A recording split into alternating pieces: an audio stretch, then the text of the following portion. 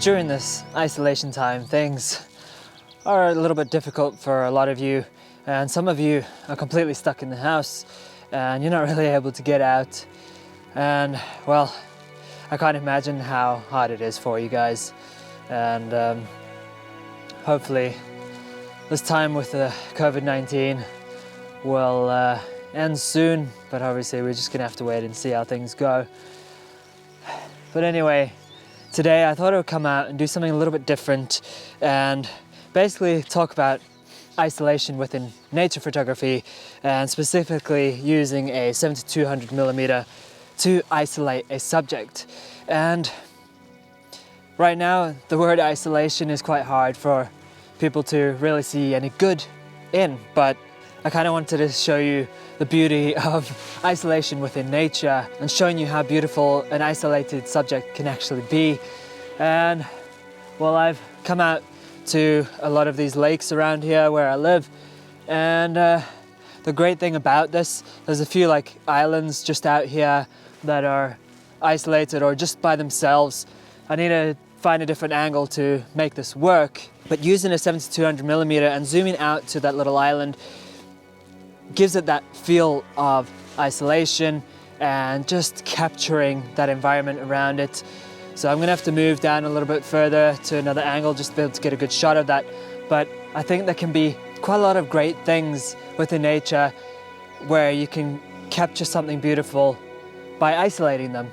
And I actually noticed while coming down here, there's a tree that has fallen into the water, which is, right now, the water is completely calm. And I think it can make a really great image. So yeah, I'm gonna take a photo of the island now and then see if I can get a shot of the tree, see what I can make out of this. And then I'm gonna move on to a couple of different spots and see what else I can actually find.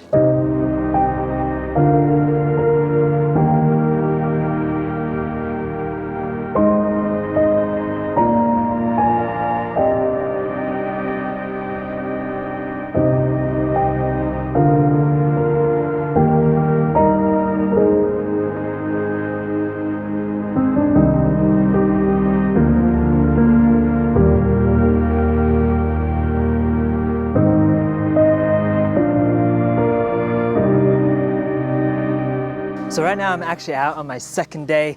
I didn't really find exactly what I wanted yesterday. I went around the lakes a little bit just to see what I could find. And today I noticed there was this path coming through this forest here. Obviously you're not seeing the forest, but I'm looking at a forest behind you. And I've ended up at this kind of swampy lake up here. I'm not seeing anything in particularly special right now, but I think there could be a few options out here for some isolated subjects. There's nothing out on the water that I'll probably be using. There's a little bit of a dam just on the side here, and there's some trees that are kind of hanging off the edge of it, and quite a few nice trees actually, and some parts of it where there's some branches that are out with some new leaves that are kind of blossoming out. And I think something like that could actually make a nice image, zoom in on just that area and isolate that bit of the subject. And I think that could actually draw out something nice out of this. The light is not that great right now, it's quite overcast, which is okay. It's actually sometimes a little bit easier to work with because I don't have harsh lighting on certain subjects, but every now and then just having that little bit of light on, especially green leaves, is actually a really nice thing to have. But it's not too dull, it's still at least quite bright, but it's a nice flat light that I can easily work with. So I'm just gonna take a look around here a little bit and see what I can actually find.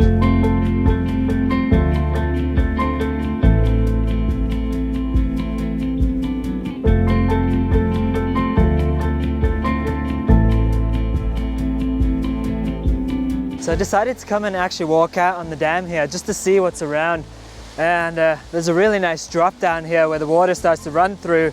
And what's cool is just along the edge where the side of the drop goes, there's a tiny little waterfall just dropping down. And I think if I were to stand a little bit further back on the dam here, I might be able to get a nice isolated image of that waterfall. I at least think it will work, and I'm going to give it a try. But there's some really nice colors around here. There's a bit of greenery coming through, and there's nice kind of whitish moss just around. But where the waterfall is, it's just mainly rocks. There's quite a few interesting trees around here as well, which could make some really good subjects. But first, I'm gonna see what I can do with this little waterfall and see if I can get quite a nice image out of this. I especially love the way the water streams through. There's a nice little creek just at the bottom where the water is just flowing through a tight area of rocks, which also could actually make quite a nice image. So I'm just gonna see what I can get out of this and make the most of it. But it was kind of nice that I'm able to actually walk on here. Definitely makes a difference, and it helps having shoes that are waterproof. But yeah, I'm just gonna see what I can find with taking a shot of this and see if it actually works out.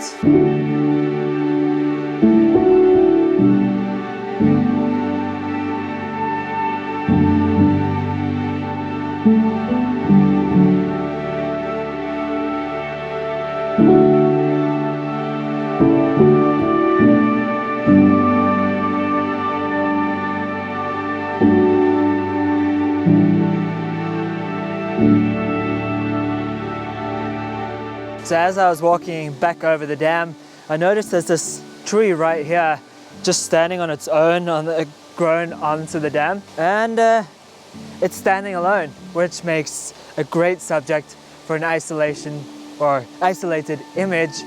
And I thought it could come out really cool. So what I've done here is taken it from where you guys are standing right now, and I'm taking the shot at f2.8, which I think will isolate a little bit more because the background will start to blur out and you'll just get all the detail on this little bit of tree here. I thought it would make a really nice image. I'm going to darken it up a little bit, and yeah, I think this one will work out quite nicely just because of the way it is. It's small and it's on its own. It has a really great feeling to it, and I think that's really the kind of images I'm actually looking for. So in general, I think subjects for showing isolation, trees are often the best thing because they generally do stand alone and you're able to capture them without getting too much of the background. Obviously, if you put your aperture up to like f8 or something, you'll start to capture the background and it won't isolate it as much. But when you have such good distance from the background, a subject like this is quite perfect for that kind of look that you're going for.